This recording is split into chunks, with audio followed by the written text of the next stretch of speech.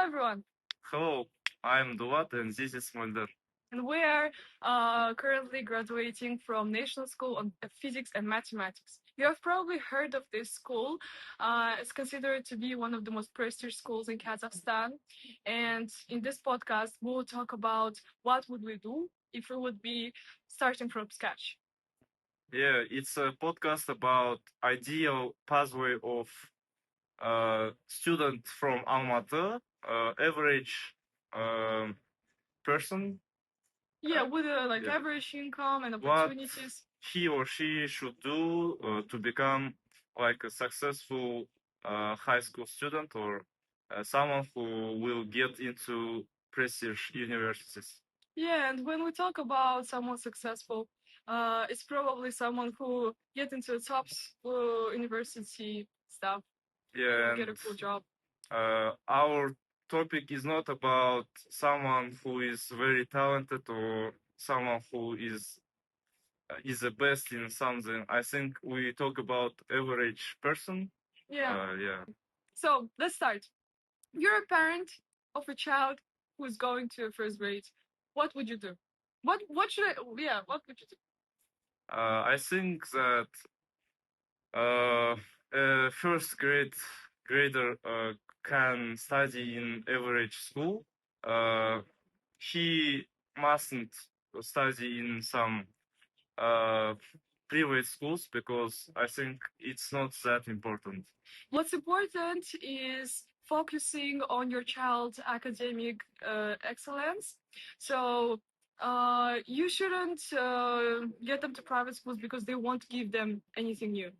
I think what's important is it is sport because sport will develop child's self-discipline and self-esteem and so on. So I think sport is the basic of child's behavior and mindset. I agree because it's not only about your physical strength. You will also develop like discipline, and you will be more efficient when you do like anything. So okay, so you're a straight A student in first to fourth grade. Yeah. In fifth and sixth grade, you start preparing for top schools in Almaty. As you know, it is schools like Nazarbayev Intellectual School, then NSPM and KTL and others like that. The thing is that it is hard to get there. I understand, but if you put effort and if you get your child into some courses, you actually have chances because most of the children don't get there because they simply don't study. Yeah, no pain, no gain. For real. So next step, like we consider that you get into these top schools. So what's next step? Um, I think there is another important step to mention because when you get into a top school like that, you also have other schools, not those FMSHA or NSPM and Niche, but also private schools like Shokan Walikhanov School, Thomas, and Haley Berry. And there is the catch. Most of the people don't even know that those private schools have to give full ride scholarships to at least 2 or 3 people a year. Yeah, they must by the law because government helps them to financially. So government requires them to get 1 or 2 students for free for scholarships. Yes, and so if you didn't get into an SPM or an IES, you still have chances to go to private school because all the smartest students are already in those schools, are already in NSPM and NIS, so there is less competition to get into Haley Berry, for example. As I know, for example, this year, only 200 students applied to a Haley Berry scholarship, like to 9th grade. and I think that's great. And most of them, um, yeah, like and they got like 3 people, and that's I think that's good. Yeah, so anyway, either you study in like NSPM or Nazarbayev or in private schools, you should stay academically excellent and also develop your extracurricular activities, because extracurricular activities are now very important aspect of getting into universities, and admission committee will mainly look into your extracurricular activities list. So how to develop your ECAs? Well, you should start finding what you truly love from the very early age.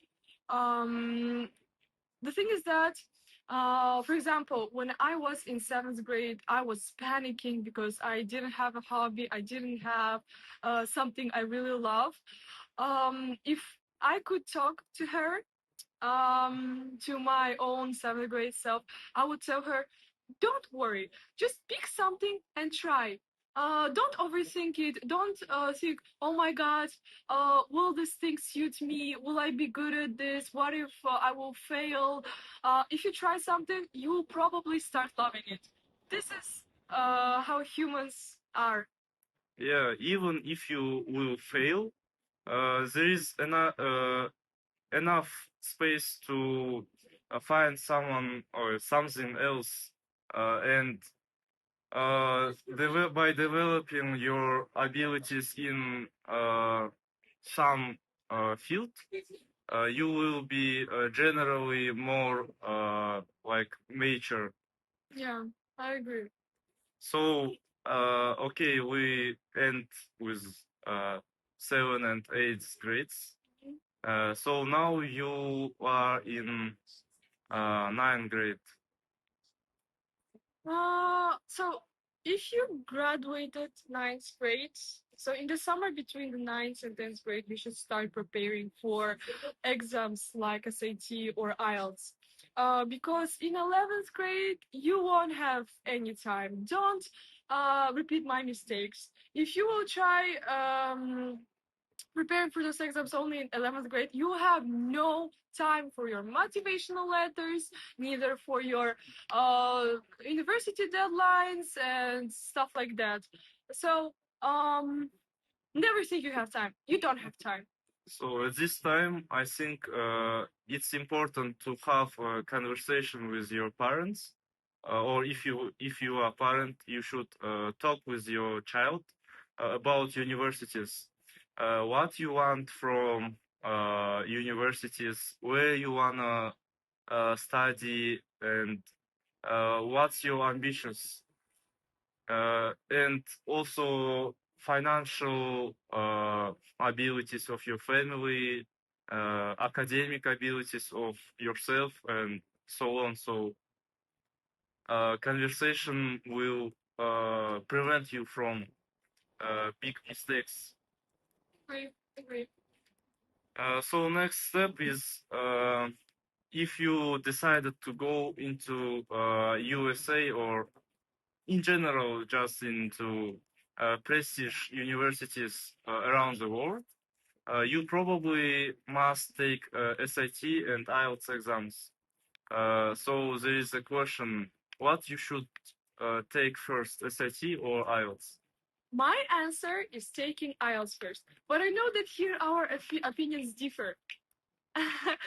Oh, there is a little rain. Little. We'll probably cut and so I think that you should take IELTS first, not SAT. Why? Here's my point.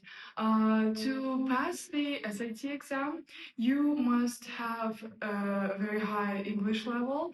Also, you must have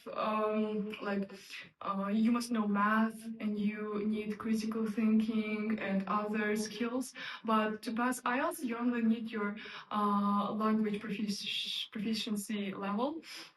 That's why if you take IELTS first, you will already have a base when you will take SAT. But what do you think? I agree with these statements, but for me personally, SAT was easier. So I think that for some people it's easier to start with SAT because of easy math and like it will give you like a starting point. Yes, but well, there's also a thing I forgot to mention. When you are in sixth grade, you must already have an interest for English because English opens so many doors, so many opportunities, and your life will get so much easier if you already know English by the time you are in ninth grade. But how do you think, like, a random child who never spoke in English can learn it? I think it's obvious because in schools there are English teachers, English class. So I think the primary way to learn English is to really learn it in class. Really carefully listen to teacher. Yes. Yeah. Because if you're studying in NSPM or NIS, you probably have really good English teacher, unlike in simple schools. And the best thing you can do, like with the least effort and the maximum output, is just study. Just listen to your teacher. Don't cheat on the tests, and that will help you.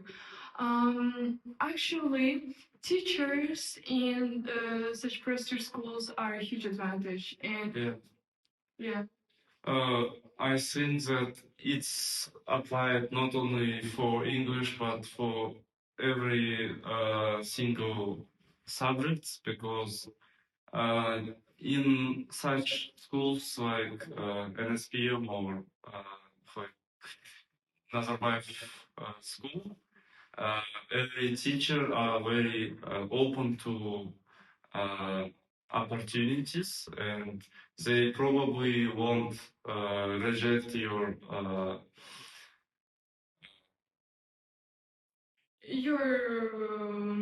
desire to learn something new, right? To, like, for example, start a project like my classmate Salda did. She wanted to add to her portfolio some projects or some research works, and she just asked her biology teacher. She didn't search for some professors from universities or some like huge projects or courses. She just ask her teacher. That's great. I think you should like take full advantage of high quality teachers that you have in such schools. So now we passed SAT and IELTS and we got scores what we wanted. Uh, so what are next steps? Next steps are, of course, applying to universities.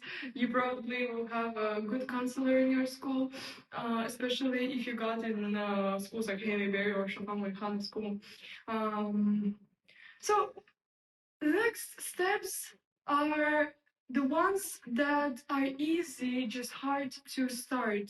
Most people just don't know how to start it, how to like search for colleges.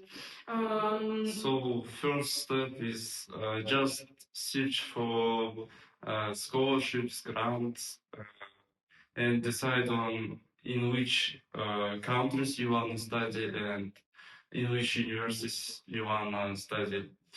So next step is to look add requirements and some letters like recommendational letter or motivational letter, and start to write them actually. I think that's it. If you have done all these steps really carefully, you probably got to at least one university abroad that's really good, that will further help you in pursuing your dream profession.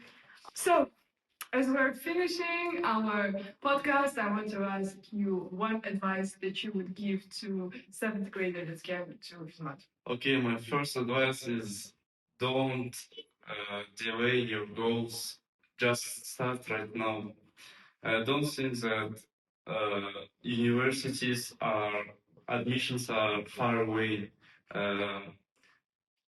I think that every student that watches this right now should go to Han Academy or English British school, and etc. And just start to prepare your tests right now. Start to search for universities right now. There are hundreds of websites. Just start something, everything, anything, please. Right now. So, Moldir, what mistakes do you see younger students making today that you would warn them about? Don't think that every volunteering project will be good for you. Universities hate volunteering projects that are just about you doing job like, I don't know, helping organize the place for some event or stuff like that. If you want to do a volunteering project, you should show your leadership skills, organizing skills as a, I don't know, mentor or leader or like a guy like that. You must start it by yourself. Please don't waste your time on nonsense things like volunteering for someone. For Elderly people, Iowa Baobab. No, I'm just kidding. Iowa Baobab is really good if you started it. But like, I don't think it will give you a give advantage. So, concluding our podcast, today we discussed an ideal pathway of Kazakhstani student. I think it was a good and productive podcast. What can you say? It's brief. There are a lot of other details to add, but it will give you a good understanding of how your life will look like in the years of your high school. Okay, so now goodbye. Bye. Good.